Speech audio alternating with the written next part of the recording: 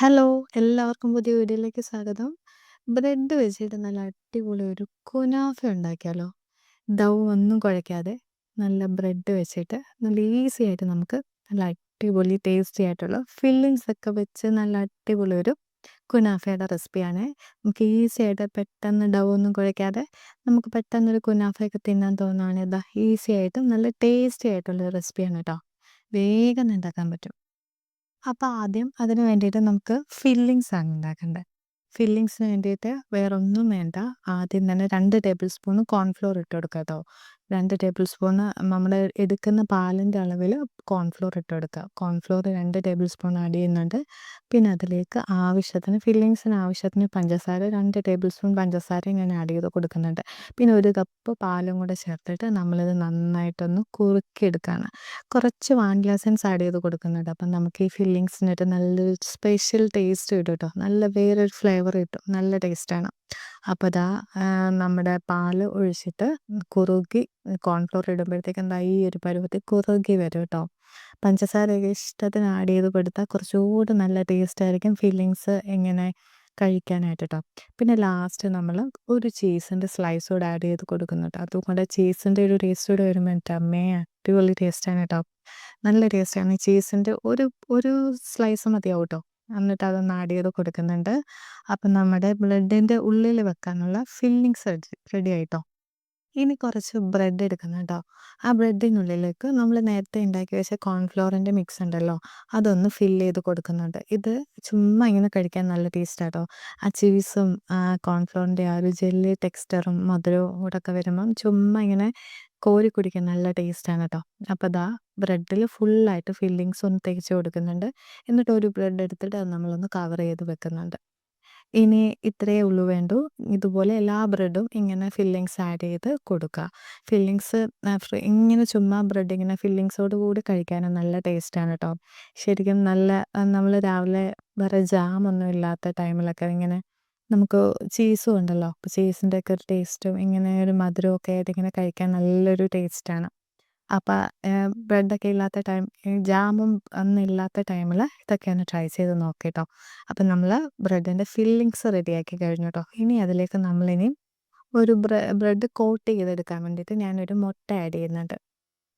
ഈ മുട്ടയുടെ വലിപ്പം കണ്ടോ? എന്ത് വലിപ്പമല്ലേ! ഇതിനകത്ത് 2 ഉണ്ണിയാണ് ഉള്ളത്.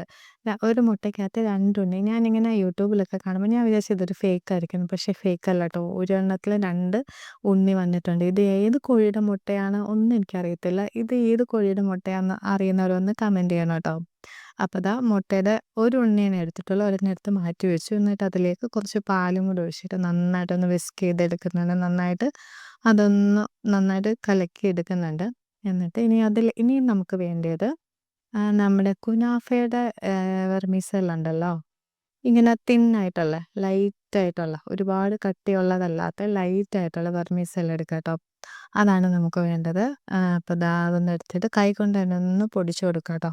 ആരോടെങ്കിലും ദേഷ്യം ഉണ്ടെങ്കിൽ അതൊക്കെ ഇങ്ങനെ മനസ്സിൽ വെച്ചുകൊണ്ട് ഇങ്ങനെ പൊട്ടിച്ചെടുക്കുക കേട്ടോ. അപ്പോൾ പെട്ടെന്ന് പൊടിഞ്ഞ് കിട്ടും. ഞാൻ വെറുതെ പറഞ്ഞതാണ് കേട്ടോ. അപ്പോൾ എൻ്റെ വീഡിയോ എല്ലാവർക്കും ഒന്ന് ഇഷ്ടമാകുന്നുണ്ടെങ്കിൽ ഒന്ന് ലൈക്ക് ചെയ്യണം കേട്ടോ. അതുപോലെ തന്നെ സബ്സ്ക്രൈബ് ചെയ്യാതെ കാണുന്നവരുണ്ടെങ്കിൽ സബ്സ്ക്രൈബ് ചെയ്ത് കാണാനാരും മറക്കല്ല കേട്ടോ. അപ്പം നമ്മുടെ കോട്ടിങ് ചെയ്യാനുള്ള എല്ലാം റെഡി ആയിട്ടുണ്ട്. അപ്പം ഫില്ല് ചെയ്ത് ബ്രെഡ് നമ്മൾ ആദ്യം മുട്ടയിലൊന്ന് മുക്കിയെടുത്തിട്ട് പിന്നെ നമ്മൾ സേമിയയിൽ അതായത് കുനാഫയുടെ സേമിയയിൽ നമ്മളൊന്ന് മുക്കിയെടുക്കും. സത്യം പറഞ്ഞാൽ എനിക്ക് കുനാഫ കഴിക്കാൻ ഭയങ്കര ക്രേവിങ്സ് ആയിട്ടിരിക്കുവായിരുന്നു കേട്ടോ. ഞങ്ങളിവിടെ അങ്ങനെ കുനാഫയുടെ കടകളൊന്നുമില്ല. ഇവിടെ അങ്ങനെ അധികം പൊതുവേ കണ്ടിട്ടില്ല കേട്ടോ. അപ്പോൾ അത് കാരണം ഞാൻ ഇന്നലെ ഫേസ്ബുക്കിൽ നോക്കിയപ്പോൾ ഒരു ചേച്ചി ഇങ്ങനെ ഒരു വെറൈറ്റി വീഡിയോ ഇട്ടു. ഏത് ചാനലാണെന്നൊന്നും ഞാൻ ഓർക്കുന്നില്ല. പക്ഷേ ചേച്ചി ഇങ്ങനെ ബ്രെഡ് വെച്ചിട്ട് ഇങ്ങനെ കുനാഫ ഉണ്ടാക്കിയിട്ടിട്ട് നമ്മുടെ ഷുഗർ സിറപ്പൊക്കെ ഒഴിക്കുന്ന കണ്ടപ്പോഴത്തേക്കും അപ്പം തന്നെ ഉണ്ടാക്കണമെന്ന് തോന്നിപ്പോയി ഉണ്ടാക്കിയ ഒരു ഐറ്റമാണ് കേട്ടോ.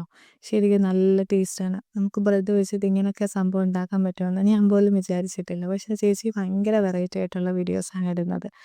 ഞാൻ ആ ചേച്ചിയുടെ ഒരു വലിയ ഫാൻ കേട്ടോ. അപ്പോൾ ദാ ഞാൻ ഇവിടെ ഒന്നും അധികം കിട്ടാറില്ലാത്തതുകൊണ്ട് പെട്ടെന്ന് ഉണ്ടാക്കാനും ഭയങ്കര ഒരു ആഗ്രഹമായിട്ട് അപ്പം തന്നെ പോയി ഉണ്ടാക്കിയ ഒരു ഐറ്റമാണ് കേട്ടോ. നമ്മുടെ ബ്രെഡ് കോട്ടിങ് നന്നായിട്ട് കവർ ചെയ്ത് നമ്മുടെ വെർമിസെല്ലിലെല്ലാം നന്നായിട്ട് കോട്ട് ചെയ്തെടുത്തിട്ടുണ്ട്. ഇനി ഇത് നമുക്കൊന്ന് ഫ്രൈ ചെയ്തെടുക്കുക വേണ്ട കേട്ടോ. അതായത് നമ്മൾ ഫ്രൈ പാനിലോട്ട് ഒരു സൺഫ്ലവർ ഓയിലാണ് ഒഴിക്കുന്നത് കേട്ടോ. വെളിച്ചെണ്ണ ഒരിക്കലും ഒഴിക്കരുത്. കാരണം നമ്മൾ കഴിക്കുമ്പോൾ ആ ഒരു വെളിച്ചെണ്ണയുടെ സ്വാദ് വരുമ്പോൾ നമുക്ക് ഒട്ടും ഇഷ്ടപ്പെടത്തില്ല.